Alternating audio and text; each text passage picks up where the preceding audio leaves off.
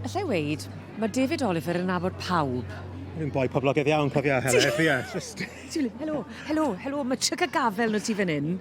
Sorry, ymddiheiro. Mae'n canolbwyntio. Yn union, ti wastad yn canolbwyntio. A deren ni gael canolbwyntio ar y dosbarth yma, sydd wedi i rhannu gyda'r adran A, yr Eboles neu Adfarch, mewn i 2 ddosbarth. Wel ie, gan bod yna gymaint wedi cyfrestru gystadlu, be maen nhw wedi wneud ydy rhannu'r dosbarth yn 2, mae hanner cyntaf'r dosbarth yn gystadlu rwan, a'r ail hanner ar ôl, a wedyn be dwi'n deall fydd yn digwydd, fydd y beirniad yn dewis y 6 gorau o'r naill dosbarth i feirniadu dosbarth cyfan ar y diwedd.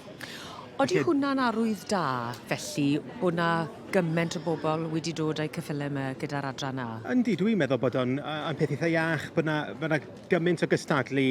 Wrth gwrs, mae'r Merlod Mynydd wastad yn boblogaidd, ac mae'n dda cael gweld bod yna cryn gymaint o ddod yma i gystadlu, felly yndi, mae'n peth dda. Peth sydd bod ni ddim yn gallu gweld pob un ohonyn nhw yn y cylch gyda'i gilydd, ond mae'n rhaid i'r gymdeithas wneud beth sydd orau ar gyfer yr amserlen ac i wneud siŵr bod pob un yn cael chwarae teg a ddigon o le i gystadlu a ddangos i anifeiliaid ar ei orau. A mae angen y lle yna i ddangos yr anifeiliaid ar ei gorau gan gofio am y cerddediad a'r drot sy'n rhan hanfodol o'r sioia. Yn union, mae'n rhaid gweld y ceffylau yma'n cerdded ac yn symud a bod gen nhw ddigon o le i wneud hynna.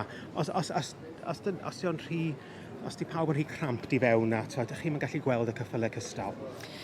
Ti'n sôn am boblogrwydd yr adran A, mae hwn yn cael ei danlinellu gyda cymaint o bobl nawr sydd wedi dod fel ni'n gweld yn ymgynnull o amgylch y cylch.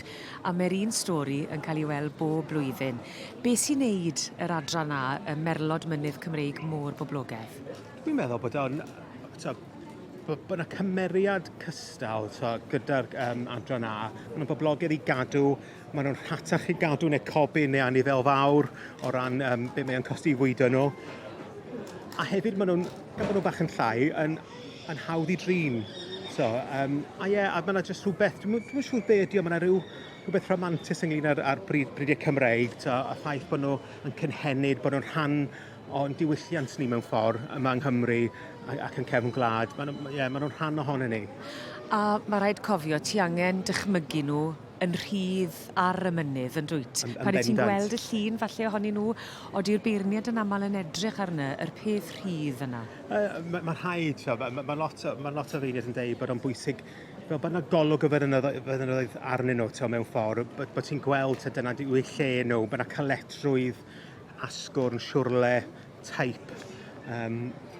Ac wrth gwrs, mae pawb wrth i bod yn gweld pwy mor dda mae'r anifeiliaid a bridiau Cymreig yn symud hefyd. Mae'r Adfarch a'r Ebolesi yn rhannu dosbarth fan hyn. Mi'n gwybod mi fydd y dosbarth yn cael ei rannu o achos y niferodd, ond yn draddodiadol bellach mae'r Ebolesi a'r Adfarch yn rhannu. Achos o ran a mwy debyg i'w gilydd, fyswn ni deud. Ond fyswn ni ddim yn ddychmygu bod yna lot o Adfarch yn cystadlu yn fan hyn. Maen nhw rhy ifanc i sbaddu mewn ffordd ar hyn o bryd, ond ambell un yn gallu cael ei wneud. Ond Ebolesi i gyd, fyswn ni'n meddwl, fydd rhain. Wel, maen nhw wedi dechrau ymgynnull yn ei rhes. Maen nhw'n tynnu nhw mewn ar hyn o bryd. Beirniad Harold Zoot o'r Iseldiredd. Does dim unrhyw drefen ar hyn o bryd, ond y 6 sydd wedi mynd â llygad Harold Zoot fydd wedyn ni yn mynd yn erbyn y 6 o'r rhan nesaf. Bydd. Y 6 gyntaf yn cael ei dynnu fewn. Mae o'n rhoi trefn arnyn nhw. Mae'r holl ffordd lawr mae'n debyg o beth ni'n gweld fan hyn. Ond y 6 gorau fydd yn aros i fewn. Wyt ti'n gweld y patrwm wrth edrych ar y 6 mae ochr yn ochr ei gilydd? Fyswn ni eisiau taip, mae'n amlwg yn licio taip, rhywbeth sydd yn edrych yn Gymreigaidd, ac hefyd yn bwysig iawn, rhywbeth sydd wedi symud yn dda hefyd. Gan gofio ieuenctid, ac gan gofio pa mor ifanc a dibrofiad y gweud y gwir yw'r anifeiliaid yma, ti'n gweld nifer ohonyn nhw sydd yn dangos yn dyla yn dyn yn erbyn y wyneb. Falle wneud hi'n haws i ddangos? Jyst i roi chydig bach o gysur hefyd i'r ebolion bod nhw'n agos atyn nhw hefyd.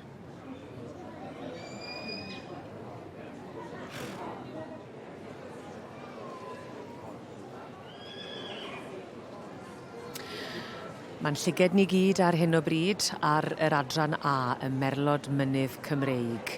A mae yna dipyn o densiwn gan i ni gofio bod y dosbarth yma wedi'i rhannu'n ddwy, David.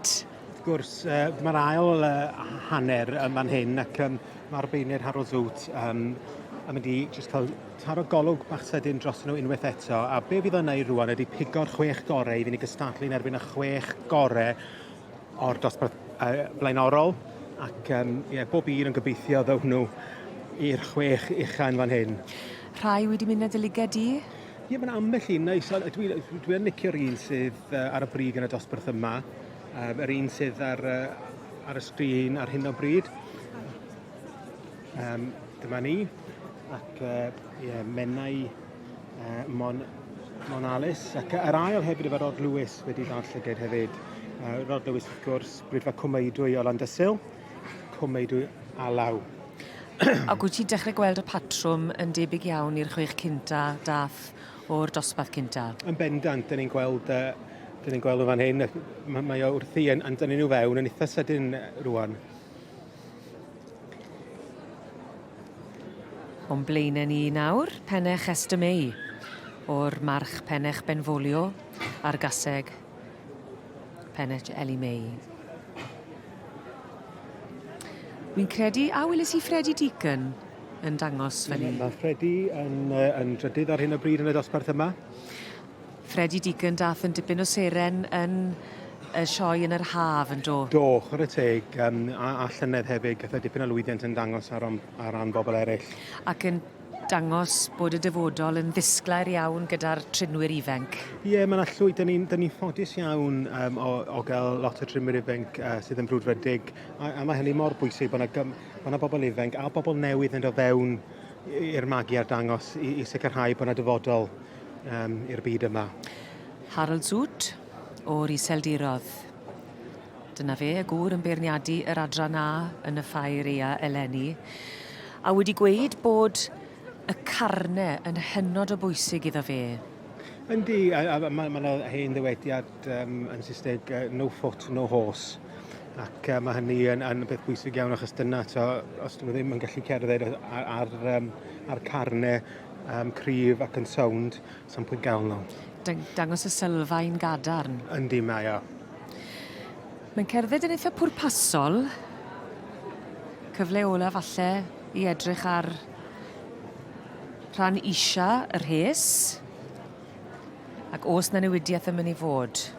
Mae o wedi bod yn eitha manwl ac wedi rhoi chwarae teg i bob un yn y dosbarth yn camau'r llinell yn cael golwg ar bob un ohonyn nhw. Achos fe nath e newid yn y dosbarth cynta, do? Yn y rhan gynta. Oedd, bydd ar newid dipyn ar y safleoedd yn y lle cyntaf. Wedi symud 2-6 fyny eitha dipyn, sef Gaia Nancy dan berchnogaeth Gwynedd a Edna Jones o Ynys Môn. Mae'r het i ffwrdd. Arwydd da, arwydd cadarnhaol. Ie, yn union. Ac wrth gwrs, y 6 ar y top ar hyn o bryd rwan yn mynd i dod nôl i gystadlu yn erbyn y 6 arall. Felly dyna ni. Hyd yn hyn, y beirniadu wedi wneud, ond fe fydd y beirniadaeth derfynol i ddod pan ddeith y 12 yn erbyn ei gilydd. Os oes ffilm yn llwyddiannus, mae yna ail ffilm yn dos. A mewn ffordd, mae wedi bod yn ddwy ran gyda'r dosbarth arbennig yma ar adran A. Yndi, dyn ni'n gweld, mae wedi cael ei rhannu yn ddau, achos mae yna gymaint yn gystadlu yma ar y rhai Eboles neu Adfarch. Ac dyn ni'n gweld rwan, mae'r 6 gorau o'r naill dosbarth, y 12 gorau trwy'r holl gystadlu yma i gael gweld pwy sy'n mynd ar wobr gyntaf. A mae'n ychwanegu at y cyffro yr adeiladwaith, achos mae yna ran un, mae yna ail ran, a wedyn ni mae'r trydydd mewn gwirionedd pan maen nhw'n dod yn ôl at ei gilydd, a mae'n dipyn o lygfa a gwledd i'r gynulleidfa sydd wedi dod mewn. Yndi, wrth gwrs, a mae o'n cael i ni fel gynulleidfa, ac hefyd i Harold Zoot y beirniad, yn gallu cael gweld nhw yn erbyn ei gilydd erbyn hyn, i gweld os oes na, oedd na un rhan yn gryfach na'r llall, oedd na pun i'r gorau allan o'r rhai mae wedi pigo. Felly, dwi'n edrych mlaen i weld sut fydd o'n beirniadu'r rhan yma o'r dosbarth. A gweld i broses a'i feddwl Wel, un...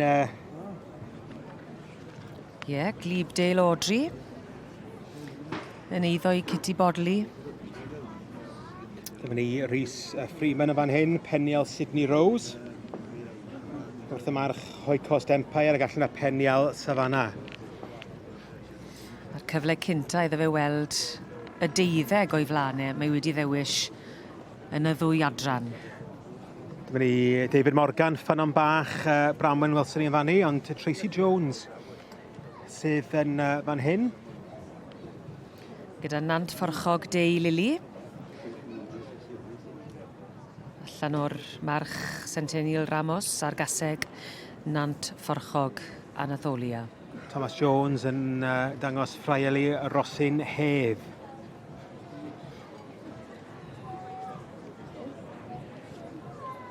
Freddie Deacon. Freddie Deacon yn fan hyn. Yn arwen ac yn sicr yn seren ddisglair y myd y trinwyr. A'i dasg heddi yw dangos pennell Esther May yn eiddo i Patricia Gibbons. Mae Gareth Lapin sydd yn dangos yn fan hyn a'r rhan Jennifer Da Llafar. Dua Lipa yw'r un ola i fynd allan o flaen y beirniad. I ni nes at y lan i ddod o hyd i enillydd y dosbarth yma i'r Ebolesu neu'r Adfarch, yr adran A, y Merlod Mynydd Cymreig. Harold Zut wedi cael gwres i drad yn beirniadu'r gystadleuaeth yma mewn 2 ran, ond i ni yn agosach ati. Wel, mae'n edrych ar yr cyntaf a'r ail yma'n hyn yn manwl iawn o wedi dod o'r un cartre. Annalina Speakerman yn dangos ar ran Brydfa Menai ac wrth gwrs Thomas yn dangos ar ran i famo. Wedi cael ei magu Brydfa Ffraieli, felly 1 a 2 yma'n hyn. Maen nhw'n trafod, ydyn nhw'n mynd i swopio? Siarad gyda y steward. A fydd yr het, mae'r het wedi ddiosg. A dyma ni. Wel, wedi newid nhw o gwmpas am fan hyn. Ac now, Judge, Harold Zut has finally made his decision. A large class here. Wrth gwrs sydd yn mynd â hi Thomas Jones yn dangos ar fan hyn Rosyn Hedd, y llongyfychedd y mawr i Thomas ac Annalina Speakerman yn yr ail safle wedi newid funudolau. Fi'n siŵr fydd rhain yn hapus iawn oherwydd bod nhw wedi dod ar un cartre. Dangos bod pethau gallu newid ar yr eiliad ola, ond dyna ni yn derfynol. Rod Lewis, another competitor from Llandysil, will Cwmeido Alaw, and fourth was number 2, number 1 set. This is Rhys. Wel, Thomas Jones o Brydfa Ffraieli heddi, chi'n dangos ar ran mam a wedi ennill y sioe a ffair eaf. Sut ti'n teimlo? Literally dream come true. Yr un cynta ar ail, dyn ni, o bach o'r ail rhwng mam a dad heddi. O'n i'n siŵr beth os o'n i'n mynd ddod ar ddoi, ond dath Annalina draw o Germany ddo, a wedyn ni man i fynd ar ddwy nhw. Good bod ni wedi, really. Fi'n credu bod e werth y siwr yna, ond oedd e? Yeah, definitely. Oedd i mam ma heddi? Oedd i, mae mam a dad lan fyna, gefn nhw'n cwmpa mas awr, achos bod nhw'n cael sopo munud ola. Wel, mae pencampwriaeth i ddod eto, mae'n 2 glas arall, os rhywbeth arall ydych chi'n neud? Na, dim heddi no, just y ddwy hyn, so 2 arall bach fori wedyn, ie. Wel, efe, pob lwc yn y pencampwriaeth allan gyferchiadau mawr iawn i chi. Diolch.